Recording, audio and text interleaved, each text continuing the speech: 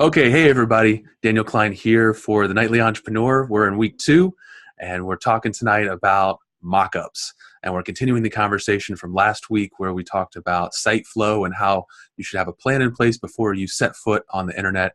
Tonight we're talking about how to implement that in a quick and easy and efficient way using a tool called mock-ups, and we'll go through a little bit of that. Next up on the agenda is we're going to be talking about how you can better leverage your social media. So why would you only stay on Facebook or only on Twitter? What circumstances would you move into your own website or domain, and what the costs are associated with that? And lastly, we're going to be talking about finding a business model that meets your personality. And so all these are going to kind of tie together. So site flow, mock-ups, building your website, the costs of everything and why you would stay on one over the other, and then how that fits into your lifestyle and personality. So this is the basic funding of any business, is making sure that it meets your needs. Joining me tonight, and as always, is the lovely Mark Dawson. Hey, how's it going? Mark Dawson, everybody. Also known as Mark D. Crepeau. And insert the 80s intro here. Where it's going to go, right? We're going to insert the 80s intro, air guitar going on right now. So we're going to talk about what Daniel said, all those things that Daniel said. But I imagine that I'm going to have a lot more to say when we get to the social media part and website costs and stuff like that, because I've probably made the most mistakes of the two of us as far as setting up social media and setting up websites, and lost money in that realm. But first, we talk about the mock-ups, which are very important. And I'm gonna learn so much here because I don't think I've ever done it right.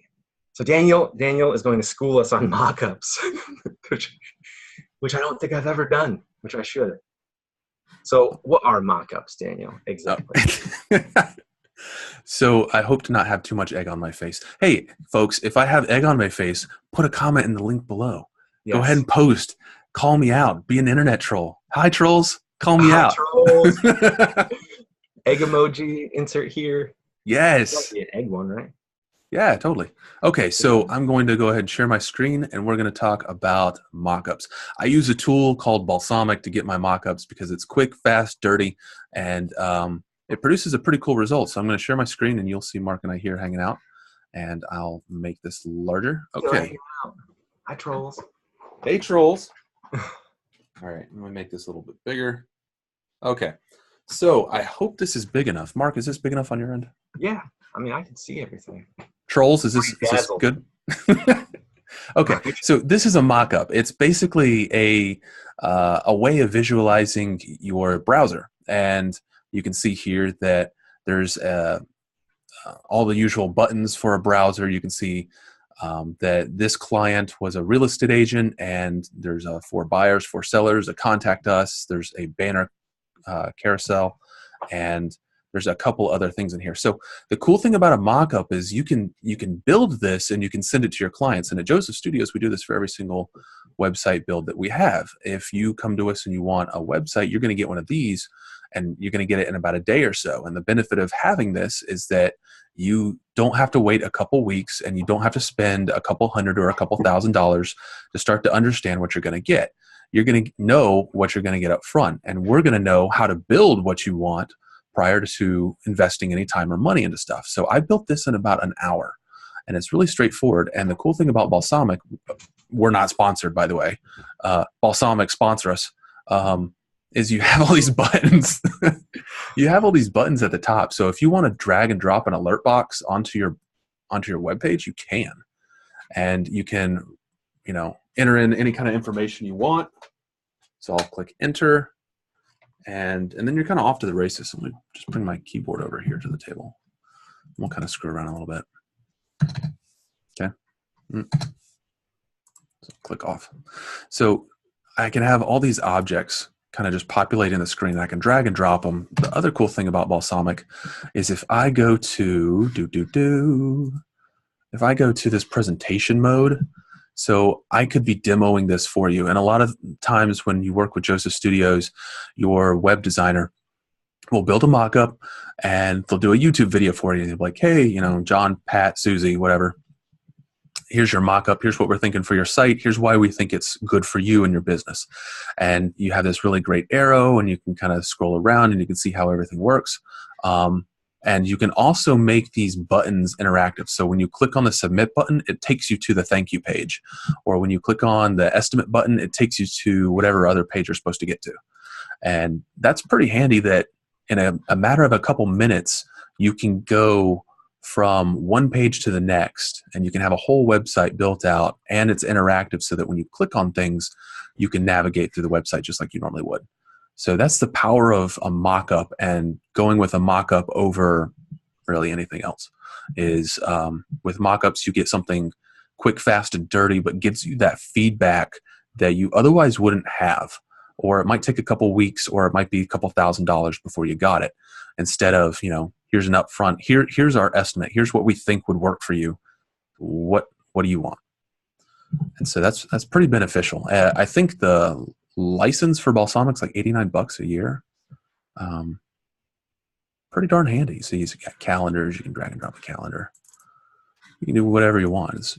See, bam, I just added a calendar. And depending on what you choose as your platform, it would be, you know, a couple extra minutes to do that. Or maybe your client doesn't want that at all. And so you could always just get rid of it altogether. Just scoot it off, do whatever. There's a sister type. Let me stop sharing screen. So there's another way of doing mock-ups that is like what I described, but it's more for reals. So it's called extreme prototyping, and it's pretty cool. It's where you extreme. It's like extreme ranch Doritos. It's flavorful and cheap, and that's the benefit of doing extreme prototyping. So just the other night, I had a client over in the office, and the person sat in that chair over there behind me, and she and I built a website in a course of about 2 or 3 hours, which was pretty cool. It was cool for me because if I had a question like, do you like this color? Do you like this background photo? I need this information from you. I need your logo. I need you to quickly sit in that chair and write 2 paragraphs that's like the about me section. And then she emailed it to me, and I cut and pasted it into her website. And then I would go through some stock images, and I'd be like, okay, which ones do you like? And this is stuff that would take days. I would email people downloaded proofs of these banner images, and they'd get back to me after a couple days. And, you know, that's days of waste. It's hours of time me searching, asking questions instead of just scrolling through a page saying, which one do you like? Which one do you want me to buy? Okay, that one. Okay, cool. Download it, install it. You like it? Awesome, great. So there are fewer mistakes because you have that feedback loop so closely tied to your process, and you can deliver a website in a matter of hours instead of days or weeks, which saves your vendor, if you're, you know, me, it saves me money, which means I can save you money, and you can get a higher quality product faster. So her website's live right now, and it took about 3 hours to build, whereas it could have taken 2 or 3 weeks to build out and probably 4 or 5 times the amount of hours. So huge benefit there. And you built it right in front of her, like right in front of her very eyes? You built Literally, yes.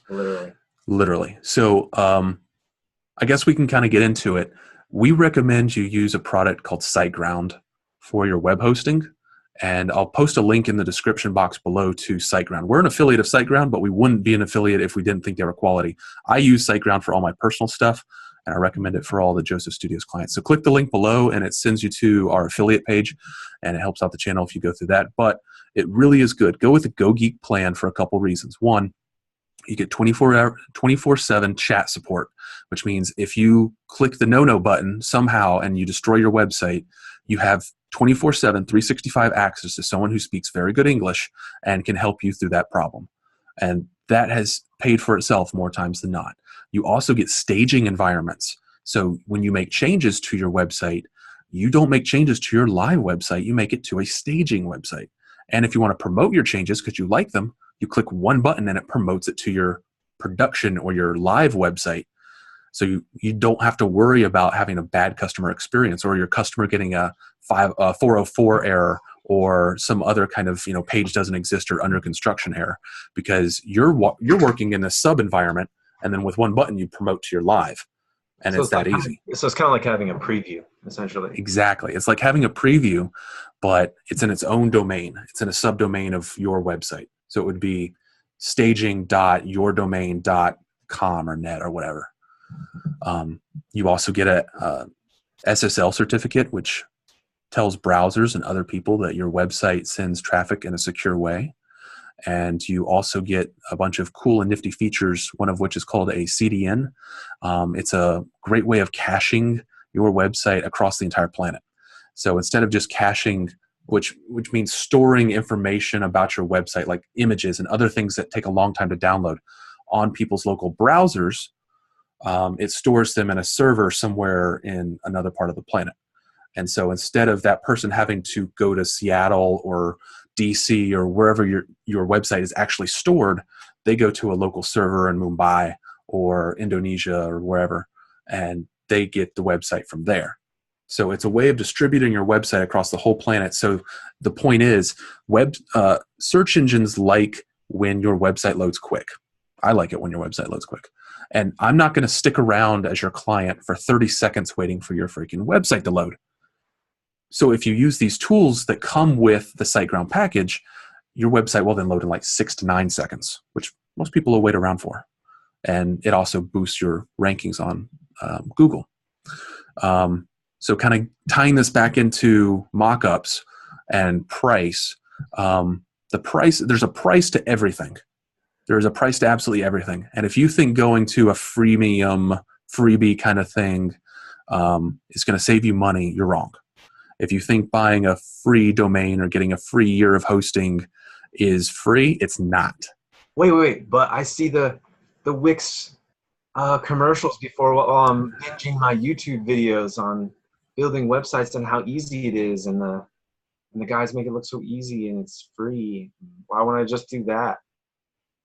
Why not just do that? It's free. It looks so easy. It is easy. Do you want to do anything on that website besides be able to load it? Yeah, I want to be able to make money off of it. Would you like to capture an email and move it to your email list? Would you Yes, like to have a contact page? Yes, I want to be able to do everything. Oh, well then I need your money.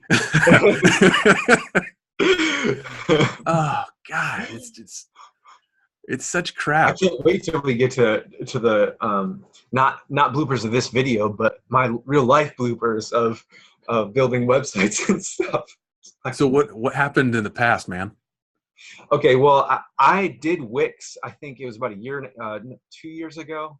I built a Wix site because I watched the commercial, and it was there, and I don't know. It's not there anymore. I can tell you that. And I don't know if anyone went to it. I don't know if, I got to maybe like a 70% solution and with that 70% solution, which is probably very typical, it meant that I wasn't really ready for clients. And it's not that I wasn't visually ready. I had all the graphics. I had all the font picked out. Like I had everything. I had all the menus. But its functionality just wasn't there. It was really janky. And there wasn't so much that I could do about it.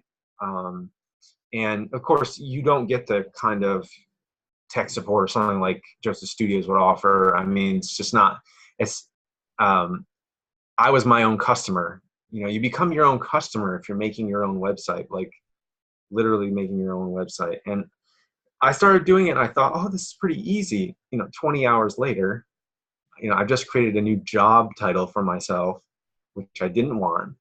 And it wasn't free. Okay.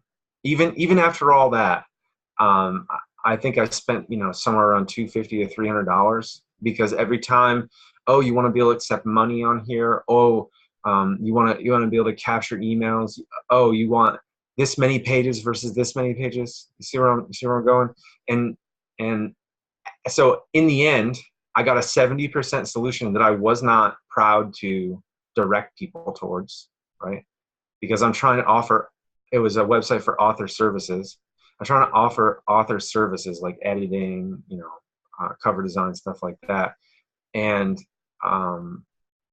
it wasn't, in the end, I got a 70% solution. It cost $250, $300. It cost probably 40, 60 hours of my time and a lot of frustration. When if I had just ponied up, well, I mean, we'll get to pricing in a minute on, what a real website like that would have cost. But if I just kind of said, okay, I'm going to hire an expert and then be the customer, and sometimes the unsatisfied customer, and say, no, I want this page to look like this. That is a really powerful position to be in. You want my money or any of my future money, then you need to make my website of my dreams that I have up here. Obviously it starts with like a mock and working with another human being who is an expert, who can understand, and you can communicate directly. In this case, we're talking about doing extreme prototyping. It sounds great. I mean, I would love to walk into an office, sit down, and be like, I had some ideas, and maybe I'd bring in some of my sketches, or I try to communicate. I email some of my copy that I want to have on the site, or some of the pictures that I want to have on there, or my catalog, and sit there and watch it be built in front of me and say, no. Oh yeah, that font is good. 2 years ago when I was building my site with Wix, because I believe the commercials, it's going to be easy. If I had that, I would have a website that has been up for 2 years and probably has already paid for itself. See, that's what people don't understand, is that it's a return on investment. Your ROI on a website that you have a professional, an expert build, a professional build, and it can't be right in front of your eyes, is going to be much bigger than that 40 hours of frustration, 60 hours of frustration, $250, $300 or whatever I spent on it. It was probably more. As I got more frustrated, I felt like I spent more money, because you're trying to find solutions. I mean, that's just the way it goes. And I don't want to be a website designer. I don't. I want to have great ideas for what I want the website to look like, but I don't want to have to worry about whether or not it's legit. And we didn't even get to the part of, does it have good SEO? Like, is there, what about all the metadata and stuff? Like, I didn't even get to like level 2. It's just, I never got past level 1. And guess what? It's like most people, they realize, one, it's not free. So they pony up their money because they already captured your credit card information. Okay. That's how easy it is. Say Wix or any other website advertiser is going to say, oh, it's free. Yeah, free domain or whatever, right? But they get your card information. And then when you want to start to do things with your site, they already have your card and how easy it is. You want the quick fix. You want to be a customer, but really you're not a customer. You're your own customer, and that's the worst position to be. That's just one. Okay, that's one. That sounds like a nightmare. Absolutely. What is it? So what do you think it costs to build a website? Oh, I mean, it could cost, I don't know. I mean, it's very subjective, right? What do you want it to do? I think that's the better question. Obviously, you should avoid people that charge. I've heard people that spend 30 grand, 40 grand for a site that is no better than, a site that probably cost $1,000. But it really depends on what you want it to do. But I think that's a really good question for our listeners, is to have an understanding of like ballpark. Hey, what do you think your idea of a website? What do you think it should cost? And to have, like, we know, okay, I want to buy a car. And we know going into the dealership, whether we looked online or not, we know around like how much a car should be, depending on the car that we want and the age and stuff. And we know when we go buy groceries, like what bushel of bananas should cost. We have an idea, and we have an idea of that, oh, that seems high or that seems low. When it comes to website design, I guarantee that a lot of our listeners here may not fully understand the ranging cost. So go ahead. Oh, great one. Tell us. Oh, great one. Oh, thank you. So tell us how much we need to spend. All your money. No, none of your money. Somewhere in between, actually. So honestly, it depends on this third topic we're going to talk about. But let's talk real quick about your own website, because a lot of folks, when they get started on their business, their first two questions are, oh, I need a logo and I need a business license. And you're like, why? Or the other question I get is, oh, I want to start a business, so I need a logo and I need a trademark. Why? You don't have any brand value in that logo. Why would you trademark your logo? Like, no one knows what that is. Like, it's your weird little dinky logo that you probably drew on a napkin. And I mean, steal it all day long. No one's going to know what it is. Break out the six-pack. It's going to be an all-nighter. Pull up LegalZoom.com. We're doing it. Let's do it. Let's crack a bottle and go on to LegalZoom and see how much trouble we can get in. So no, you don't need a logo to get started with a business, and you don't need a business license to get started with a business. Let's see how many reactions we get. Oh my God, you don't need a business license. No, you don't need a business license because you haven't made any freaking money. That's the key. Making money makes you a business. Not having a business license, that makes you a dope. So if you want a website, what I recommend you do is have an idea of a name for whatever the hell you want to call yourself, and then just do your first and second initial. For example, Nightly Entrepreneur. It's N and E, and that's the logo, is an N and an E with a text that we like. Game on. That's it. Game on. And you get a banner picture. That's all you need. Free banner pictures. There you go. All set. I haven't spent any money yet. Now, if you do want to build a website, to register just the name, it's going to be like $12 a year. And if you want something more fancy, like if you don't want a .net or .com or .org, you want something like .marketing or .cooking or .real estate or something fun. And don't get me wrong, a lot of folks thinks that, well, if it's not a .com, no one's going to go to it. I haven't looked at a URL outside of the business here, I haven't looked at a URL. I just click on links that I get on Facebook or Twitter or whatever else. I don't care about the URL. But if you have a URL that's like, Mark, if you were a real estate agent and you had markdawson.realtor, that'd be a fantastic domain name, because people know exactly who they're reaching out to and what that person does. And that's really what it means. What about .fitness? You can do .fitness. You can do .adult. You can do .anything, man. .life coach. Yeah. There are hundreds of different .whatevers. And exploring those, and there's a link on josephstudios.com or .net. And you can take a look at those and see which ones make the most sense for you. But if you want something more vanity, it could be up to like $40 or $60 a year. But that's something to keep in mind. $12 a year is the bare minimum to get any kind of name registered. And you're going to get charged up front for the whole year, right? Yeah. Yeah. So it's $12 for the whole year. It's not $12 a month. Yes. $12 for the whole year. That's it. Yeah. You want something vanity. Okay, so we get $12. So here's another thing. Yeah. $12 now. Well, it's going to jump. If you don't want your name or address or phone number or email address, which you have to submit to get your domain registered, if you don't want that information broadcast to the entire planet, which I don't recommend, you're going to have to spend another $10 to make it private. So are we blowing your mind?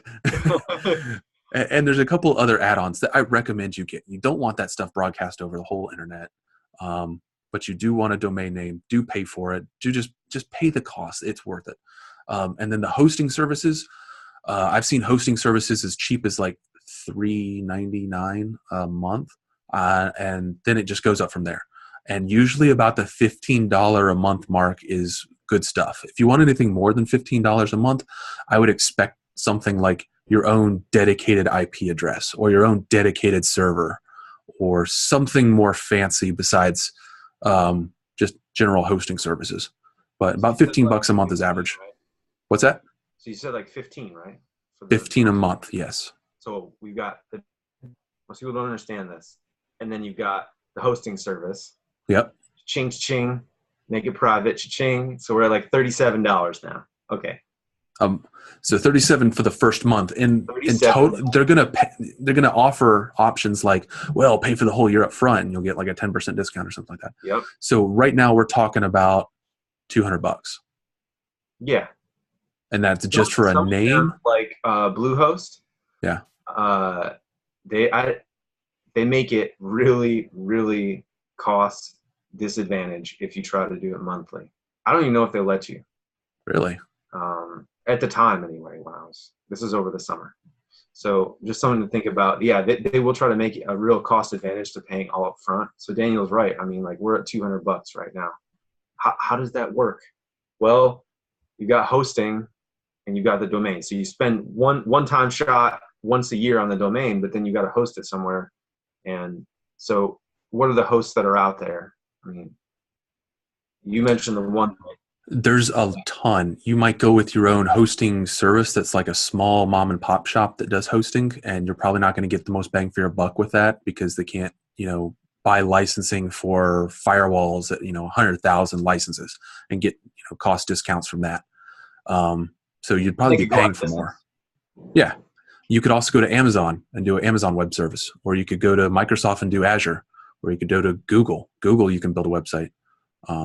So there's lots of, and all this, it's just a website somewhere. It's hosted somewhere else. Or you could, buy a server and buy a connection and do it all yourself. I mean, you can host it wherever. It's just how much money do you want to spend and how much do you want to dedicate towards it. And so 6-pack, LegalZoom, server. Let's buy a server. Yeah, let's buy a bunch of Cat 5 cable. No. Let's just go idiot. Let's just stop. Okay, so $200. We're up to $200. We're up to $200. If you go with SiteGround, you also get your WordPress license, which is like an $80 value, which is awesome. So at this point, and you get a one-click WordPress install. So you go to your main page, you click a button, the WordPress template downloads, and then you're off to the races. So for about $200, if you went with SiteGround, you could have a website going, and then you will have a free template, whatever else. But the other costs you're going to incur at this point are going to be for plugins or add-ons or other widgets that make your business work. Like if you need a learning management system, that could be $300 to $1,000. If you want, wait. Hold on. Let's pretend that we don't know anything about it. Okay. Let's pretend that you're going to hire a professional. At this point, you understand, I want to make sure I get this name. This is almost like the new business license, right? I want to be legit. I want to make sure I get this .com, right? Or .fitness or whatever. And I know that I have to have it hosted somewhere. So check that. And then after that, I want to hire a professional. What happens next? That professional is going to send you a mock-up. Mock-up. Better send you a mock-up. Better send you a mock-up. And they better start. And you better be talking about site flow too. Yeah. So what are we they'll doing? start with, what is your business going to do? Exactly right, Mark, man. You got this. So thanks for keeping me on track, buddy. So you got your site flow, and they understand how your website works and what it's supposed to do. And then they send you a mock-up of what they want to build, and then they go and build it. And that in an hourly rate is usually about $80. If you go, there's other options like going overseas and doing it, but you run into risk like language barriers, time zone differences that really make getting anything done quickly or effectively difficult. So if you go with someone on the other side of the planet and you want to make a change, you have like a 2-hour window in the morning and a 2-hour window late at night to catch them either before they start the day or right as they're ending their day. And if you want any changes, you lose a day every time you email them back and forth. It can be kind of a pain. And that's if they understand English well. Yeah, and we're not necessarily talking about just one-up like campaign, like product pages that are just, because I know, look, there are some people out there that are making, they're using ClickBank, they're using affiliate sites, okay, and they're making 20 product pages a day, okay, just on their own. They're throwing up just to get clicks, just to get those affiliate links up and all that stuff, okay. We're talking about we're not talking about that. We're talking about a site for your business. All right. And that is a site for your business too, but we're talking about a home base, a base of operations that you want to put some thought, put some time, and put some effort into, and then some money, some investment into making your base of operations the face of your company on the web. There are a lot of different models out there, like I mentioned, the affiliate sites that are one up, and they might be up for a campaign, or we're not really talking about that turn and burn. We're talking about, this is going to be your site for the next 5 years, and then you might upgrade or change it as you go and stuff. But I think it's really worth thinking about a lot more than your logo, or, you could think about that stuff later and get it all perfect later. But this is kind of the new, you want to start a business, you want to have an online presence. Well, you've got to, put some time and effort and some money into building your website. Yep. Okay. So you're saying $80 an hour? Is that what you said? $80 an hour to $150 an hour. Yeah. Okay. So we've spent, and should you spend more? It depends on what you're trying to do. At Joseph Studios, we go with a methodology called MVP, or minimum viable product. And so we make sure that you have the functionality your clients expect day one, but that day one is sooner rather than later. So bells and whistles aside, and those get put into a phase 2. But everything you need to get up and running and look professional and be able to say with confidence, yes, come to my website and check us out, then that's what we provide in the phase 1. And it can be 5 hours of work. It can be 50 hours of work. It really depends on what you're trying to achieve. What about the real estate lady that was sitting right there in that chair behind you the other day? How long did it take you to do? So hers was a little different. It was 2 phases. The first phase included the main page, like 4 different other pages, and a couple integrations into her MailChimp account. So it was pretty straightforward, and it took about 10 hours total. And that included the graphics and configuring everything. The phase 2 integrated her into a database that, like, if you've gone to like Zillow.com or something like that, and you search for what's on the market right now, that in a way ties into this database, and it's called the MLS. And so we tied her into that database, and it was more custom, and that took a lot longer. Okay. All right. So can you give me a ballpark on like what a lot longer means? Like how much you for 5 more hours? So it took about a month, and it took probably 20 hours. And those are billable hours. You bill 20 billable hours, and a month of sitting around waiting for like her broker to email me back with an application that he had to sign, and I had to submit to her board, stuff like that. Yeah, but so it didn't take a month of working. It didn't take a month of working. It took 20 hours of working. It took a month of sitting around waiting for other people to email me back. And was there other level 2 tasks that you were doing too? Just to give an example of other level 2 stuff that you were doing for her. Other level 2 stuff we were doing, we integrated a couple plugins for specialty forms. So when people showed up to her website, she had a list of information that she wanted from her potential clients before they started talking to her. Like for the buyers, for example, she had a list of different features that they wanted in a new house. How many bedrooms, how many bathrooms, square footage, features, that kind of stuff. And so we built a specialty form for her so that when she got that lead capture, when they sent the submit button and it sent her an email, it also had a list of all the different things that client wanted in a house so that she could go prepared.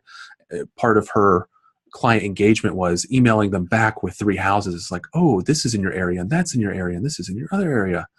And so that's part of her client experience that she wanted was, I want not only to get a lead capture tool, but I want to have a process whereby when they email me, I know how to get information back, and I can start engaging them in a meaningful way.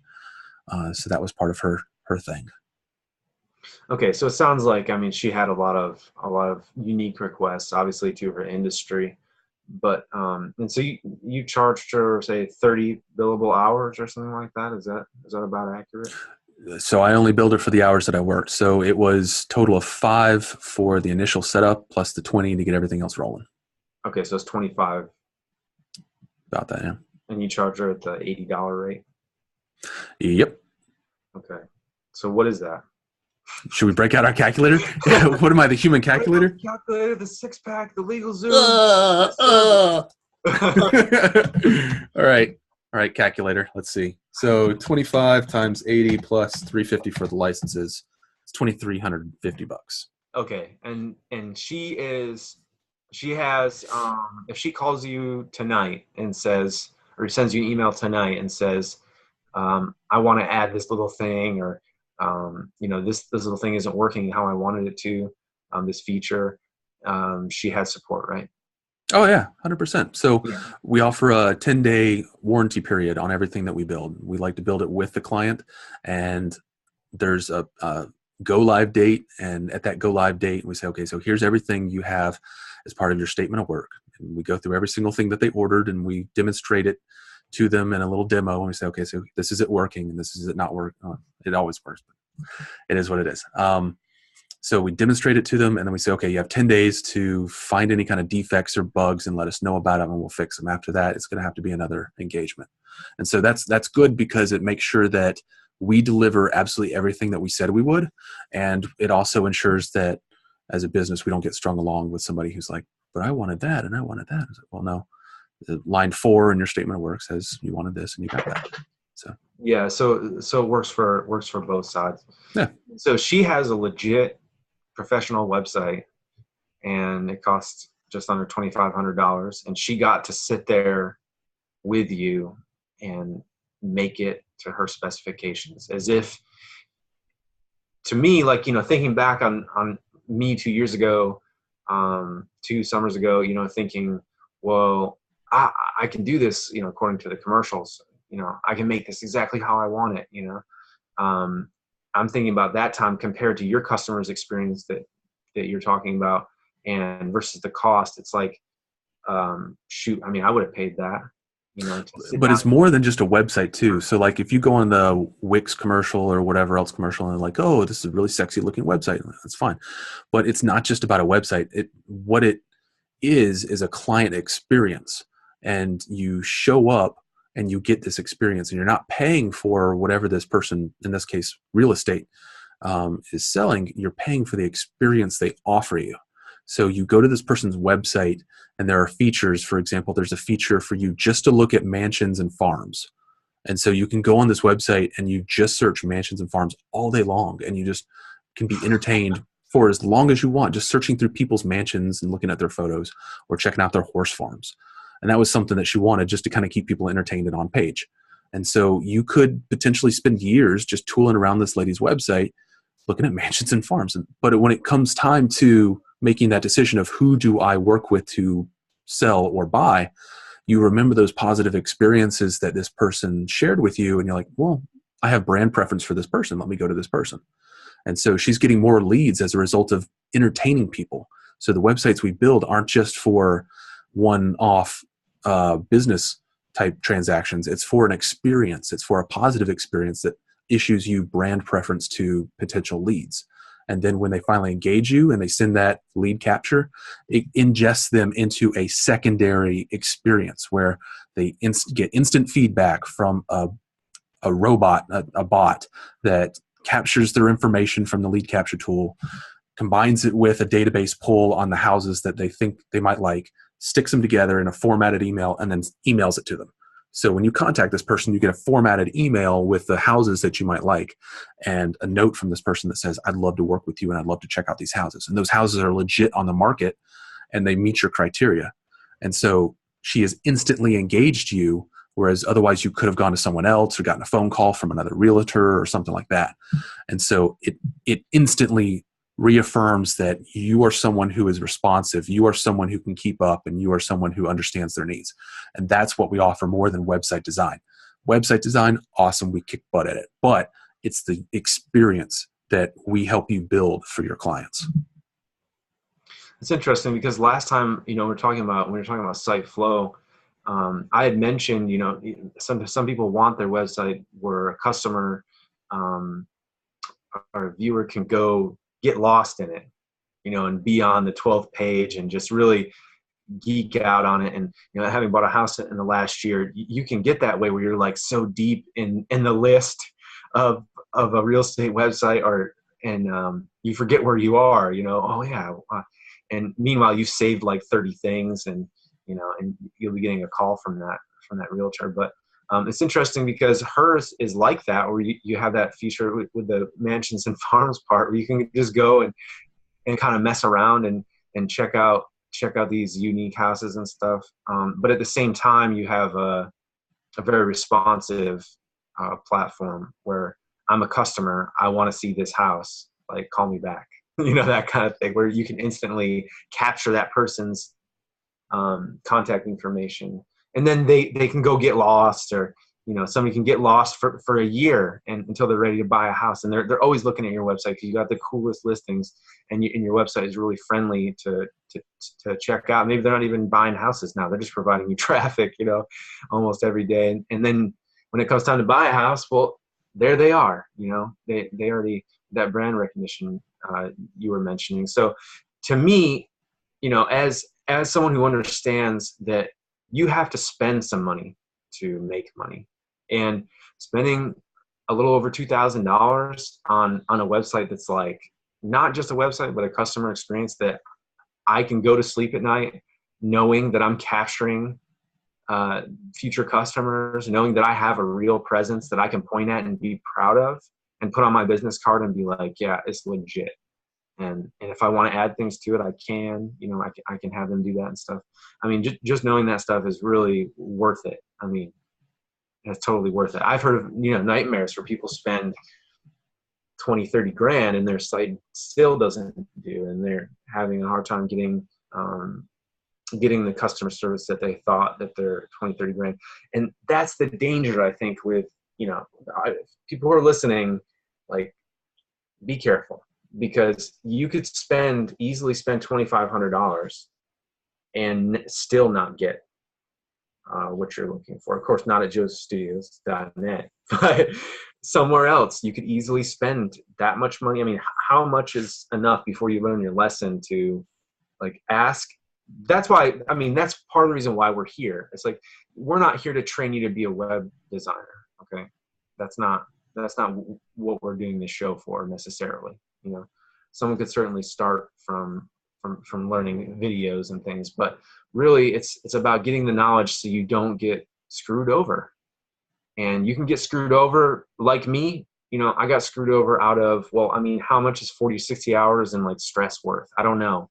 But I certainly, wasted $300-$400, on something that I can't even point to, that doesn't even exist anymore. It was like a one-off and done, like it's a tax write-off basically. But you could actually get taken for thousands, and then have nothing to show for it. So in a broad range of services like this, like website design and getting a customer experience that suits your needs, the sky's the limit on price, but you got to know a little bit so you're not, enough so you're not getting taken for a ride. And I think that's really important for our listeners to understand. Yeah. So my suggestion is break it up into pieces and say, if I have to spend $3,000 with you, I want X, Y, and Z before I spend $1,000, and I want 1, 2, 3 before I spend 2. And so break it up so that you have milestones, and you submit payment to your vendor based off of their ability to hit those milestones. So in this case, with the real estate site example, when you hit level 1, is that when she paid some of it, or?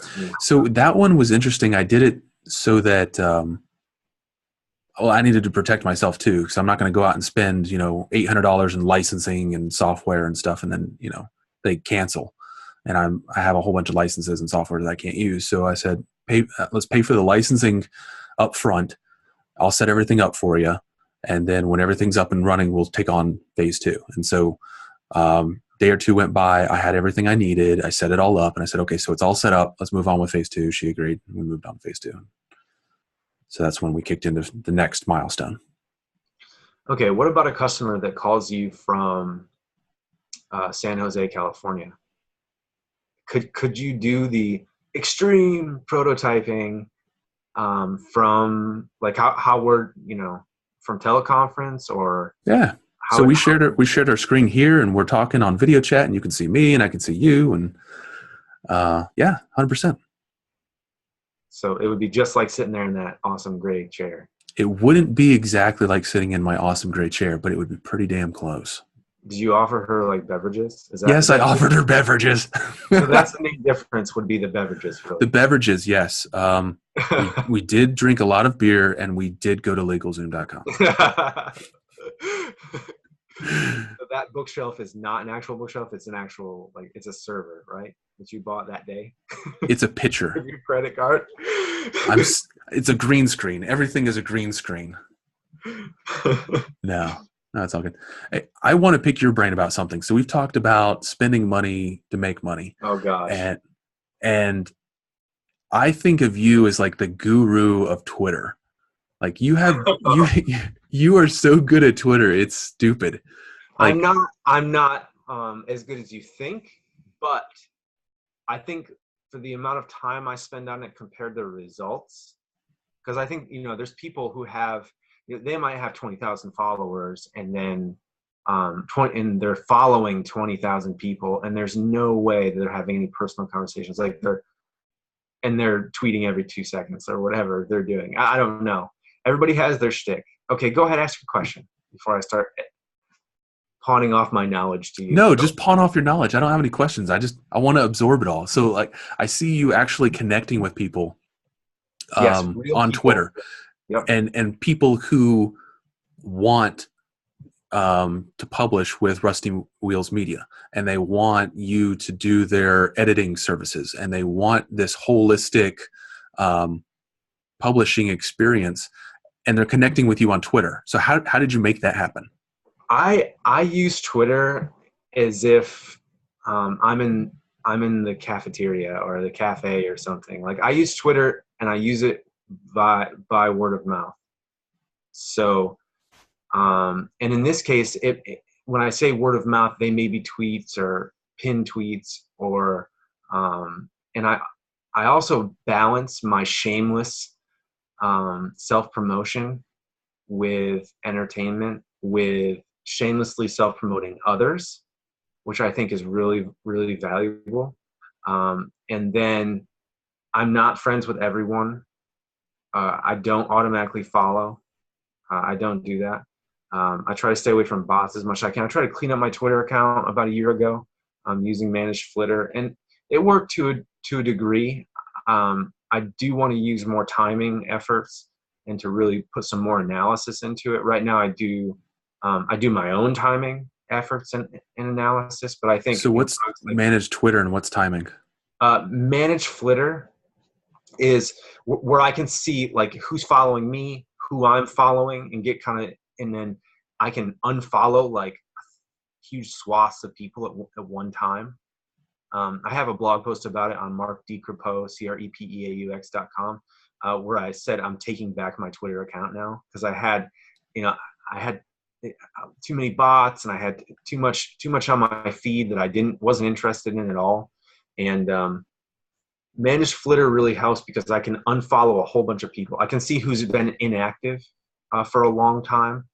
And it's very nominal cost. I think it's like $12 a month or something for the middle package. They have a free version, but they have a middle package that has more features.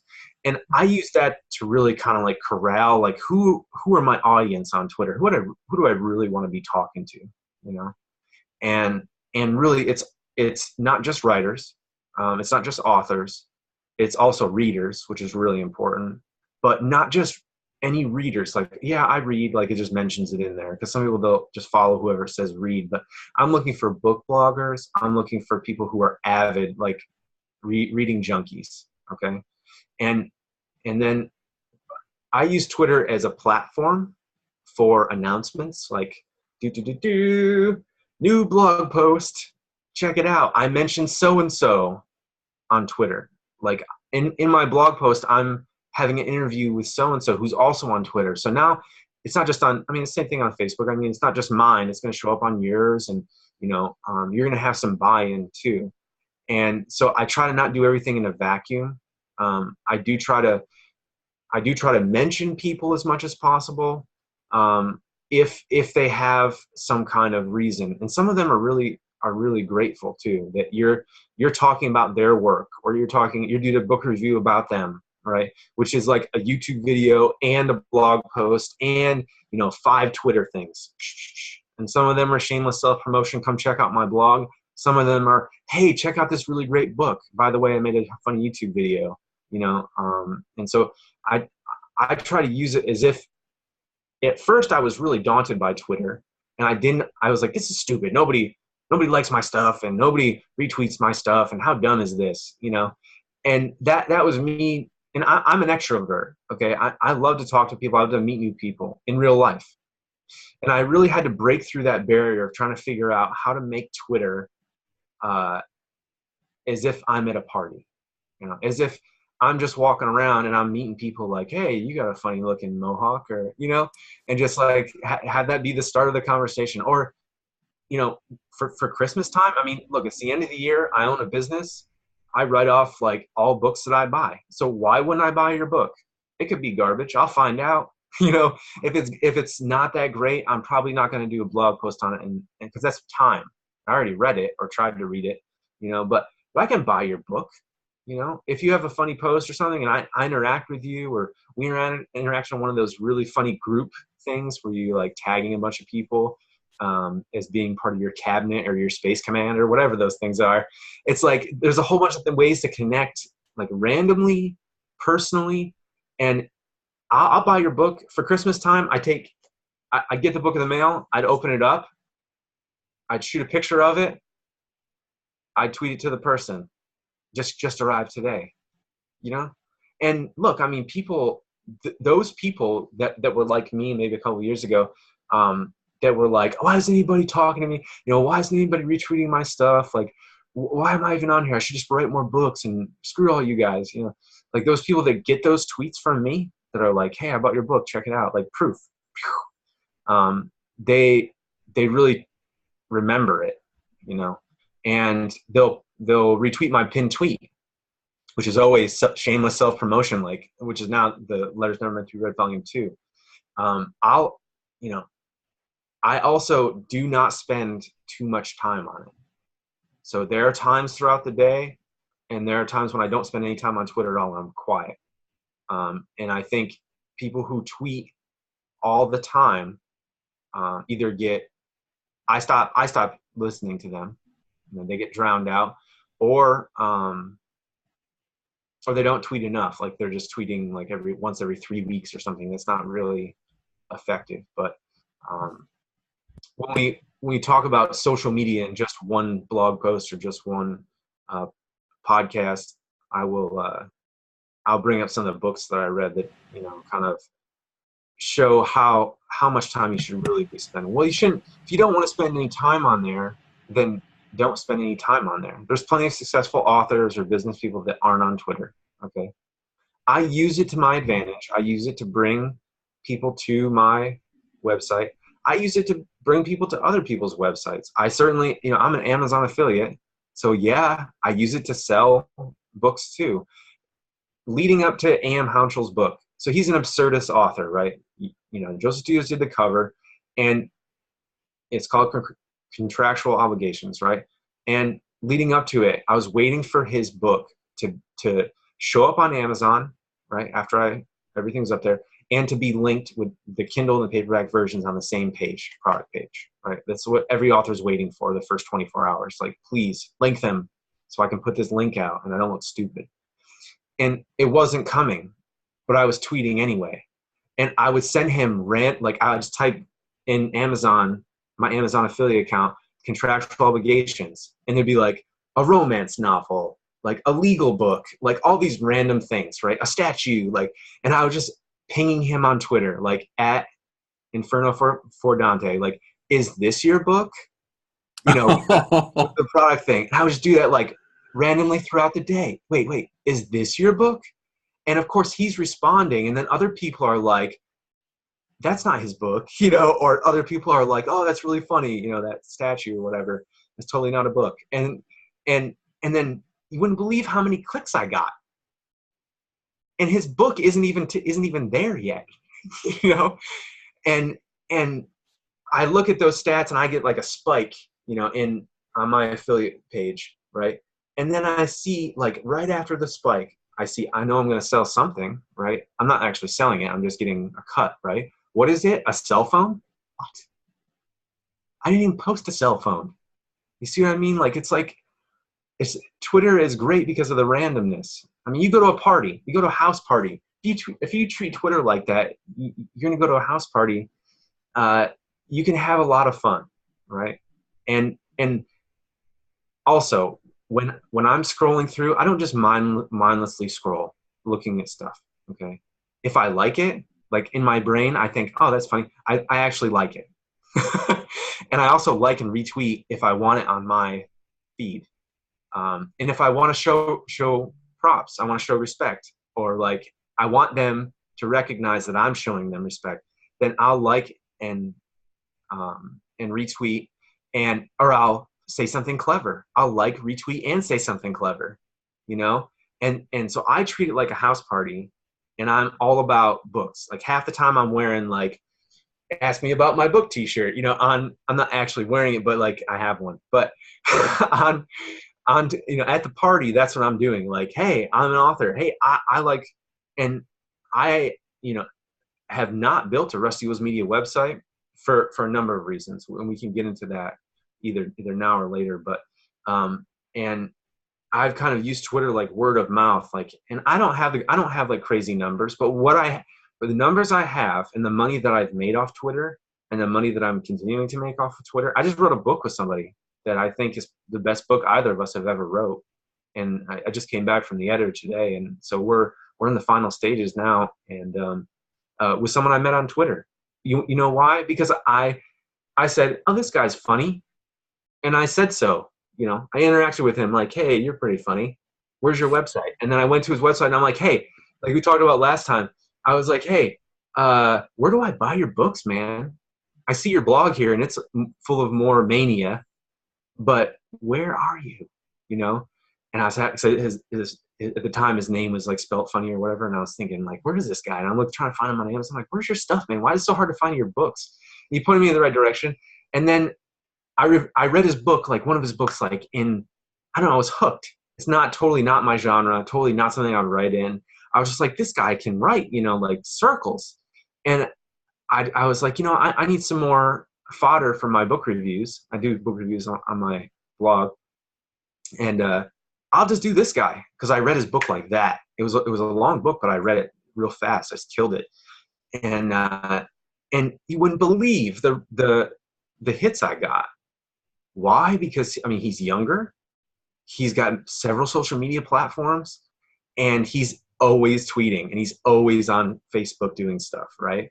And so I went to another age demographic, like younger, and all of a sudden I get all these hits, and it's because I did something nice, and he really appreciated it. I wrote, you know, maybe it took me like a couple hours to write the book review and talk about, I mean, what I love anyway, books, you know, and my experience as a reader from reading his book. And it just got a lot of hits. And then, you know, it was just me stepping out and giving a kind gesture, to a nod to someone like, hey, you're an author. I'll check out your work. I want to be a serious book reviewer. You're an author. You know, I want more hits on my website, and it's a win-win all around. And since then, you know, we've wrote a book together. He contributed to Letters Never Meant to Be Read Volume 2 in a big way. And who knows what we'll do in the future as far as other books. He's already talking about the next, you know, contractual obligations. Today, he's like pitching me ideas. And how much money am I going to make off of that small gesture of reaching out and saying, hey, you're pretty funny. Where do I buy your books? How many people ask me that? If somebody asked me that on Twitter, I would interact with them. I would engage with them. I would find ways to collaborate. And so that's just like at least a little bit of how I how I use Twitter. I don't have the crazy numbers. I'm not on there. I mean, I'm not on there all the time. I probably have, over 3,000 tweets. But I've had it, for a couple years anyway. I try to be apolitical on there because I think you can really alienate people. Someone accused me of being political on there, and I had to square that away. Like, that I'm publicly like try to be apolitical on Twitter as an author at this time. Maybe if I'm loaded like Stephen King, and then I can say whatever I want and everybody will like and retweet. But I don't necessarily write political books, so that's not really. If someone has a whole bunch of politics stuff on my feed, obviously I geek out on some of that. But if somebody has a whole bunch of politics stuff on there and they're just incessant about it, then I'll just stop following them. Until you become rich and famous. Huh? Until you become super rich. When you become super rich, then it's game on and facial tattoos and who gives a fuck? No, not any facial tattoos or a grill, but I certainly may be more vocal. I mean, I don't know. Probably not. I think this is exactly how I should be and how I will be. But I try to stay away from, because I'm going through my Twitter feed. I want to interact with people that want to publish books, that are authors, that want to read books, that want to create content about them. And if there's way too many politics and stuff, then that's not why I'm on Twitter. I'm there to make money, and I'm not a politician or a journalist or anything like that. So I'm not necessarily interested in that. But Twitter, I just have fun on it, man. I try to have fun. Before, I think maybe a year ago, I could have told you it was garbage, and that I hate it, but I'm on it, Now I have a different kind of relationship in that I'm actually trying to engage, and you'd be surprised because so many people are just on it, and they're just like, oh yeah, Twitter's fun. And they're scrolling through and they're liking and doing stuff, but they're not really doing anything, Some of these writers groups that are on there, they get on there and they don't talk about anything. They're talking about their cats or whatever. And I'm like, hey, I need an editor. And they're like, what? Like, yeah, I'm a writer. So are you people, remember? I have money. Like, don't you understand? Like, this is real engagement. Like, I'm trying to make money, and I'm willing to spend some to do so and to use someone's services. So some people don't get it, and they're just on there for fun, and they tell themselves that they're working, or worse yet, that they're writing. I think that can be a real time suck. For me, I really limit my time on there, and when I'm on there, I'm very effective. I also do memes, so I'll take a meme generator on my phone, and it's just a simple thing. I'll, make a book cover, make it into a sticker, slap it on there, 16 by 9, and then take a quote directly from the Kindle on my phone, because it's easy to copy and paste, and take a quote from one of the letter writers, put it on there, tag them if they're on Twitter or on Facebook, and it gets shared around so much more. And I started using Instagram recently for that and nature photography, because who knew that people love my nature pictures? I mean, I get a lot of play that way, and the hashtags are great that way. I use hashtags, but not over. And I could read a whole section about how I use Twitter. I'm certainly not an expert, and I learn every day, what works and what doesn't. I've never spent any money promoting anything on Twitter, like promoting. I might have a pinned tweet or something I really want to get out there, and I might retweet it. I might ask someone personally, is really good, to DM, or if I'm really familiar with them, or text them and say, hey, I'm about to put this post out. Can you make sure it gets around? And they know what I'm talking about, and it's just like me. I'm at the party and I'm handing out the flyers. It's the same thing. It's the same concept. Some people, though, they're not at the party. They're still in the corner on their phones. Okay? So what do those people do? What? So what do those people do? Like, we talked about it a little bit. Use your business approach and your lifestyle as kind of like the same, and have your business model and business approach tailored for your lifestyle. So for the folks that are, on the bench in the dance, all the guys sitting on the dance floor off to the side sort of thing, like, how do they compete? What do they do? So you have a bunch of writers, you ask for an editor, and they're like scratching their heads. So let's put ourselves in their shoes. What do we do if we find ourselves not effective at social media or engaging other people? Well, it's easy to say, okay, just get out there and start shaking things up, right? That's easy to say. And I could say that and we could go on, but really you have to convince them that, hey, there is something in it for you, because we're all selfish a little bit, right? If I'm interacting with someone, I have a reason to do it, unless it's just for fun or whatever. But most of the time, if I'm on Twitter, like I use Twitter for business. I think some of my students and some of those people that are on there, they don't quite understand, like, business. I just have fun on there. Okay, well, you spend 10 hours a week on it or 20 hours a week on it, and you're not making any money from it. Like, are you kidding me? I could think of 10 other things you should be doing.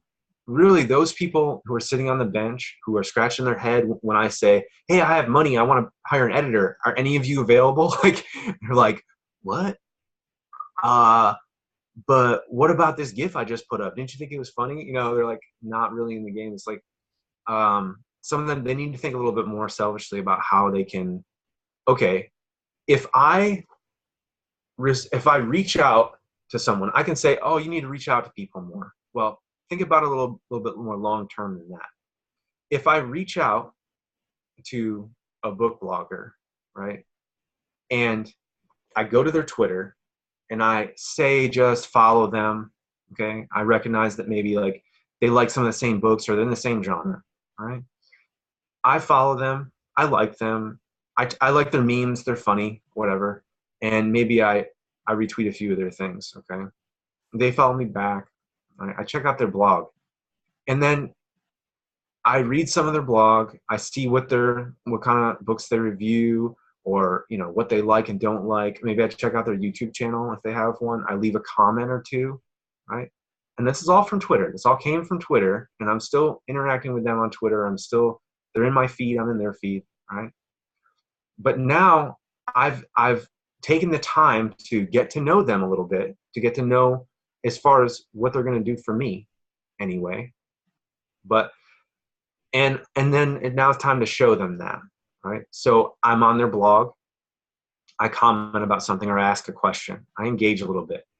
Or if they have a YouTube channel, maybe without them prompting, I say, hey, I found out this really good book blogger on YouTube that's totally entertaining.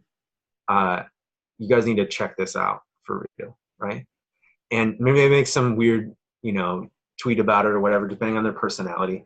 So I took the step forward first. Now, it's easy for me to tell other people to do that, okay? But the reason that I do that is because I'm selfish and I want something in return. I'm not sure, I might not be sure what it is yet, but they're a person of influence that I want them to talk about my stuff too. But I'm willing to take the first step. And if they don't respond, if they don't, at least acknowledge that I did that, or by engaging with me back, then I took the first step. You didn't want to dance, that's fine, okay? It's important to get out, take that first step with something in mind, like knowing, like, hey, I want something for this. I want them to buy my book, review my book, at least know me, so that when my book comes out in 3 weeks, like, I know that I can count on them to take one of my flyers, my pack of flyers, and pass it around for me. It may seem like unendearing or not right to always be selfishly motivated, but again, I'm on Twitter for business. I have fun on there. I am entertained by it at times, but I'm on there for business. I do provide entertainment, so I have separate brands on Twitter. Okay, so like if you think about it, I have one account. Well, but what are my products? What are my brands? Well, I can tell you one of my fun brands is #things my wife said. And I have memes of things that my ridiculous wife has said that are hilarious, right? And I try to maintain that hashtag as my hashtag. Right? Most of the stuff on there will be mine over the years. You know, how many years am I going to do it? I don't know. But so that's just one. That's just entertainment. That's just fodder. You know, just something that's out there that someone can be like, that's pretty funny. You know, that's cool, right? And I have, you know, a signature picture or two pictures that I use for that purpose. And I do the same thing on Facebook and on Instagram. I also have the book memes brand. So everybody knows, hey, this is a book meme from Mark D. Crepeau, because he does this same way every time. The book is here. It's over here on one side. It's tilted just like this, right? But you can read the title and everything. It's either got a black or a dark background with a quote from the book from the writer, right? Or whatever. And everybody kind of knows, like, no matter if I put, you know, work stiff short stories to tell your boss, or someone else's book in there, which I'm going to start doing more of, and with the quote, they know, like, that's my meme, right? And it gets shared around and stuff, and they know, oh, that's the Letters That Meant to Be Read meme. You know, that's, oh, who's this a quote from this time? Oh, the last one I saw was really good. Oh, this one is such a burn. Oh, that's from Christy. And guess what? It's not even just mine. You know, that's the beauty of it, is that I'm promoting someone else's writing, actually, right? It's a book that I published, someone else's writing. And so it actually showing that you're not just doing your own promotion, but you're doing other people's promotion too, without direct, like, payment, or not being a marketing company and getting a direct contract with payment. Like, it goes a long way. And some people will be very, very generous in ways that you didn't imagine before. And some people will engage, and they'll toss your stuff around, you know, and pass your stack of flyers around to the entire party. I also do, you know, ridiculous, you know, little sayings, and I don't do them as often. Those are low frequency. Same thing with the things my wife said. Those are low frequency. I'll do writing tips, and some of them are not just mine. I retweet a lot of those. But what I'm looking for is, I have a wheelhouse of things that I'm interested in providing and engaging in content with, and having content on my feed on Twitter for my audience. Like, there's a wheelhouse, and the memes are part of that wheelhouse. Shameless self-promotion by my book is part of that wheelhouse, you know. There's stuff in between. There's the things my wife said. There's the, you know, random quotes from authors that are always inspiring. Those always get tossed around. I don't usually build those. I get them from somebody else, and they're appreciative of me retweeting. And so I had this, like, I have an idea. Does this fit into my mold as I'm doing my feed? You know, if I like and retweet this, does it fit into what shape I'm making for myself on Twitter and my branding and my audience? And if it doesn't, then I'm not engaging with it. I'm not just there to mess around or be entertained. I am so entertained. Is it fair to say that your life is your business then? To say, like, you have this sphere of influence and you have these different brands, and if it fits this mold or it fits your lifestyle, then you do it. And if it doesn't, then it doesn't happen. So, like, all the nature stuff and your wife's quotes and all that those are pieces of your life that you then channel through your social media for the purpose of brand recognition, right? Yeah, absolutely. And I think that's something that even 2 years ago, as an author, as a publisher, I wasn't as honed in on. But now I'm starting to get more honed in on, hey, this is, and it's by looking at other people. You know, what makes other people successful on Twitter to launch their next business? You know, if I have another business idea that's in the realm of publishing or whatever, you know, I at least have some kind of platform. Not as big as some people, but I just looked at other people and was like, and I was thinking, like, oh, on Instagram, like, I just started Instagram a couple of months back, you know, and I was thinking, like, you know, how can I use this blank slate? Okay, not my personal Facebook, not attached to my personal Facebook. I mean, obviously it is, right, because of that connection, but it's a blank slate, no posts. Okay, no one knows about me on Instagram yet, right? And so, and I started looking at other people's stuff and just seeing, like, oh, they do this, that's their thing. Oh, they do that, that's their thing. They also do a little bit of this, a little bit of that. And then my wife and I started making those homesteading videos, and I started really geeking out on some of those, YouTube videos and stuff from homesteaders and people that do. And it's like, oh, like I'm looking at how that's very much their life. The homesteaders especially, like this is a part of their life, and they're showing us a part of their life so that we can be entertained and educated. And I started looking at them too, and I'm like, wow, oh yeah. So they do vegetables, they do goats, they do bees, and they do them, they do the YouTube videos, they have the blog posts, and they have the Instagram feed. And these are all different pieces. Bees are different than goats, right? But it's all under the homesteading kind of thing.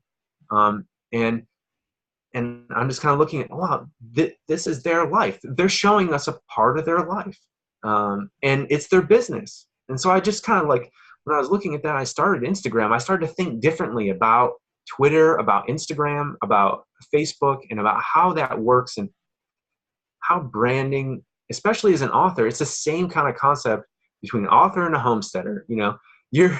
This is a part of your life. As an author, it's a very personal thing, unless you're writing under 10 pen names and you're very elusive, and that's your shtick. But if you're going to be out there, you're going to be making YouTube videos, you're going to be doing stuff like this. I mean, you're sharing a part of your life that is your business with the world. And so it's figuring out, does this post where I just like post some random stuff, like my car keys on the ground in a puddle of rain, like, does it actually fit into my wheelhouse? No. Then why would I, I mean, it doesn't fit into my brand. Where does that fit?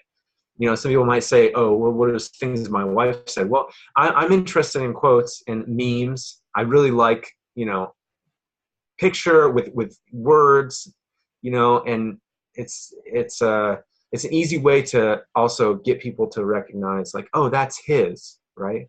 Mm-hmm. Because especially with my wife ones or with ones, it's really, everybody knows, hey, that's a Letters Never Meant to Be Read meme. And So so anything can be a brand, right? Anything can be a part of your oh brand. Is yeah, just being consistent with your brand so that when people see it, they recognize you for it. yeah. And really where I started to practice this more, what I preach more, was on Instagram. Because if you go to my Instagram right now, you're going to see like 4 things. Guess what you're going to see? Nature, because I hike a lot, okay? And I take a lot of pictures. And it was a passion of mine to be a photographer and artist. And this is just a way for me to incorporate this in my brand, right? Because I'm an author, but I'm also a hiker. So it's like, and I love nature. So it's a way for those other people that also love nature and hiking can say, oh, he writes books too. Oh, that's great. Let me check out his books. And I've gotten a lot of sales from Instagram. It's been great. So you can see the nature stuff, which gets me a lot of hits too.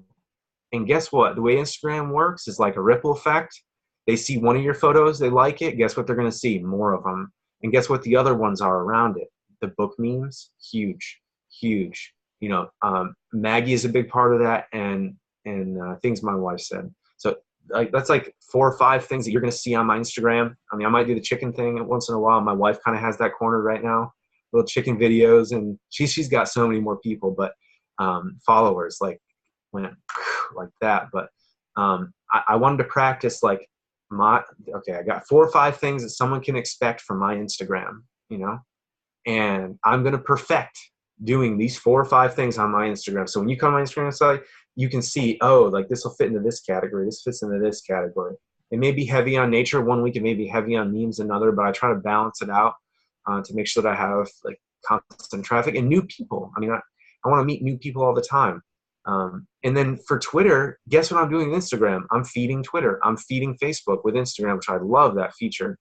And once I get a little bit more savvy with Hootsuite, because I want to be able to offer to do that for people, I have to tweak my own portion of that so that I can get a little even more long-term strategy on that. And it doesn't mean spamming. I'm not trying to spam anybody or like tweet things like 5 times a day for 12 days. Like if they want to engage, I'm more interested in spending that time engaging with people, like real people. I understand getting in front of eyeballs is important, but look, some of those people have 16,000 people they follow. You'd be hard pressed to get them to recognize you. The easiest way to get someone to say hey and check out your stuff is to check out their stuff and poke them a little bit and say, hey, didn't I see you at the last party? yeah, you were wearing that T-shirt, and that kind of thing. I mean, actual engagement. I don't think a lot of people are scrolling through their thumb, but actual engagement on Twitter, I don't know, man. The same thing with Facebook, Instagram, whatever it is. Are you really engaging? Or are you just like liking and sharing? I mean, what's going on there? I could talk Yeah. for a long time about Twitter. No, it's good stuff. Let's pick this up again. Yeah, So we went for too long. You gotta be careful when you ask me a question like that, man. one question in. No, it's good stuff. So we Do we learned a have any lot tonight, didn't callers? we? What's Do we that? have any callers? I'm sorry, what? Do we have any callers? Any Is callers? Tim Anyone calling into No. So if you want to suggest a topic for a future episode, put it in the description, or I'm sorry, put it in the comments below. If you like the video, please do give it a thumbs up because it does help the channel. Like and share with your entrepreneur friends 100% of the time, and click the subscribe button so that you get all the updates week by week as we start to publish this stuff. So I hope to see you all again next week. And I hope that you'll bring your friends along for the ride. Mark, what do you think? Well, I mean, it's obvious that we're going to have one standard topic that we're going to deviate from as much as possible every episode. But we did a pretty good job, obviously, covering, rehashing some of the website flow stuff, and then going on to the mock drafts and what you should expect from getting your website, and some of the things that you should avoid, and what you can expect for pricing. I mean, I think we did cover the topics that we intended.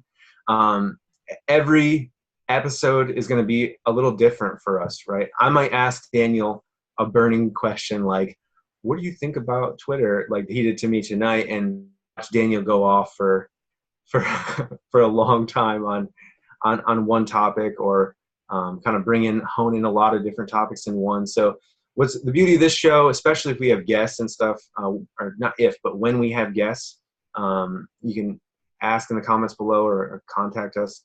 But when we have guests, like I think, this is going to be a nice little melting pot for our listeners to kind of get an overall sensation, not just an idea, but a sensation of the various business practices and ideas that you can get from collaboration like we have here, or just from thinking outside the box. So I do thank everyone for listening, and I hope you have a good night. All right. Bye, guys.